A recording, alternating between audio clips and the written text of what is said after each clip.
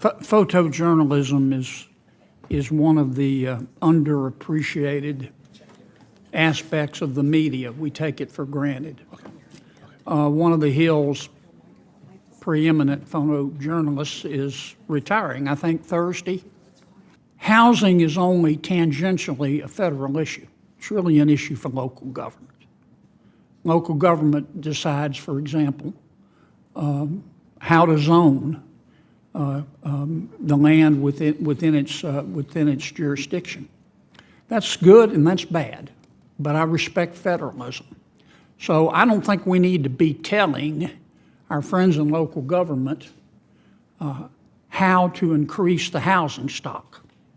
I do think that we should use our role, which is to provide the money in a way that incents local government to build more houses. What's up, Right View Nation?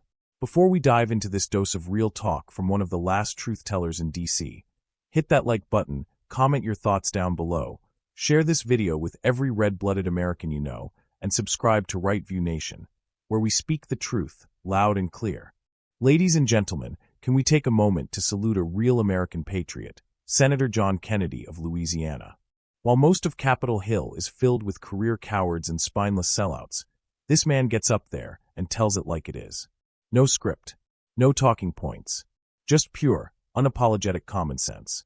Today, Kennedy stood up and dropped a bombshell on the Senate floor, calling out the housing crisis, calling out bloated government spending, and reminding America of the importance of incentive over entitlement. And you better believe the swamp didn't like it one bit. Thank you, Mr. Chairman. First, I want to take a point of personal privilege. Photojournalism is one of the underappreciated aspects of the media. We take it for granted. One of the Hill's preeminent photojournalists is retiring, I think Thursday. Ms. Becky Hamill. We've seen her around here a lot. We've certainly seen her work product, which is extraordinary. She's a proud graduate in photojournalism from Syracuse. We hope she'll come back and see us, and I wanted to recognize her fine work and thank her for giving so much to the American people.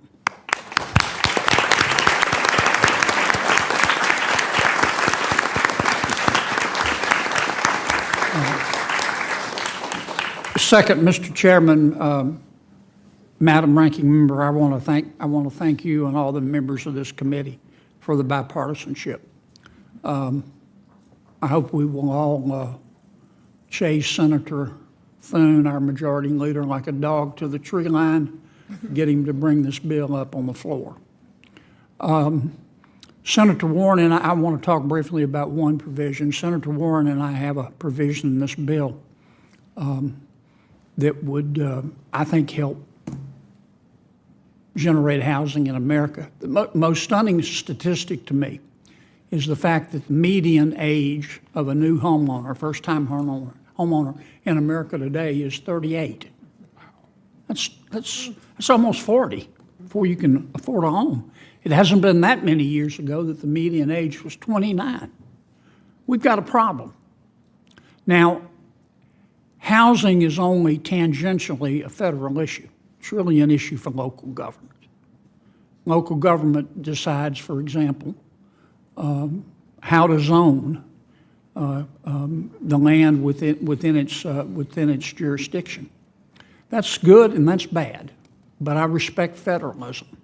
So I don't think we need to be telling our friends in local government how to increase the housing stock.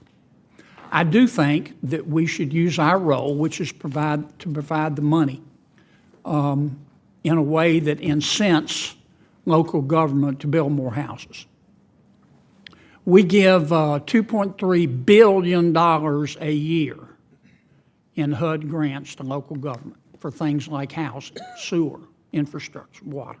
$2.3 billion a year.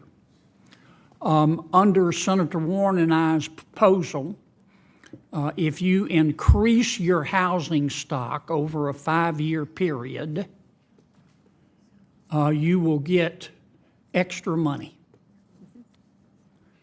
Here's the other side of that coin.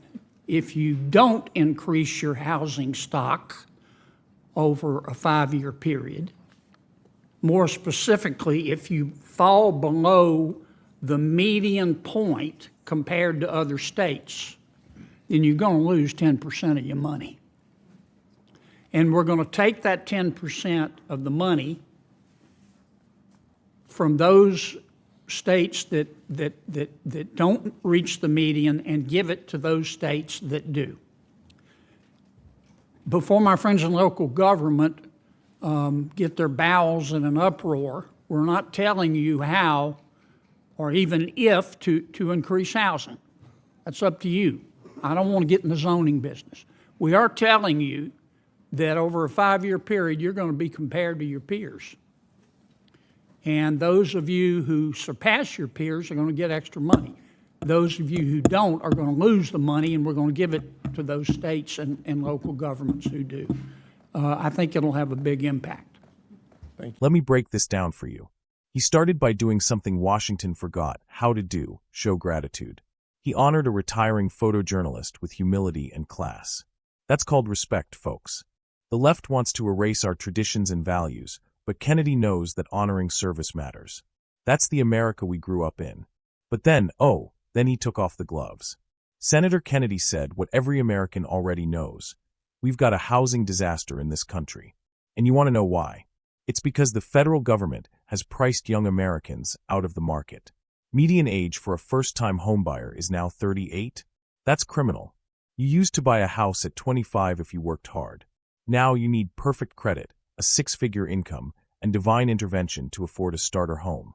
And Kennedy didn't just point fingers. He laid out a smart, incentive-based solution. He and, yes, even Senator Elizabeth Warren, proposed that if local governments want to keep sucking up federal housing dollars, they need to actually build more homes. What a concept. If you're failing to meet the housing needs of your citizens, you shouldn't be rewarded with more cash to waste. Now, Kennedy made it clear. He's not trying to micromanage zoning laws or boss around local governments. He respects federalism. What he's doing is holding localities accountable. You want that $2.3 billion from HUD? Then earn it. Build. Grow. Compete. That's the American way. And what does he say to local governments whining about it? We're not telling you how or even if to increase housing.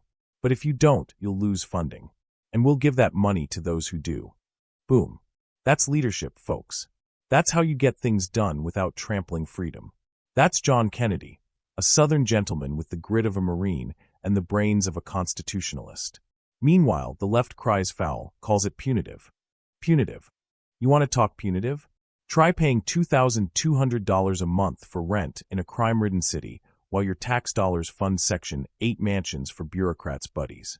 What Kennedy is doing is returning sanity to the system, incentivizing results, punishing failure, rewarding action. That's not radical. That's Reaganomics with backbone. You want to fix the housing crisis? You don't do it by throwing more money at corrupt city councils who can't even fix potholes. You do it by holding them to results. And Kennedy, God bless him, is leading the charge. This is what we need in Washington: more Kennedys and fewer cowards. If you're sick and tired of the excuses, if you're done with politicians who spend more time on CNN than in their communities, and if you believe in real solutions, real leadership, and real American grit, then this is your movement. Smash that like button. Drop your thoughts in the comments. We read every one. Share this with every freedom-loving friend and family member. And don't forget to subscribe to Right View Nation, where we defend truth, defend freedom, and back patriots like Senator John Kennedy all day, every day. Until next time, stay loud, stay bold, and stay proud to be an American. This is Right View Nation, and we ain't backing down.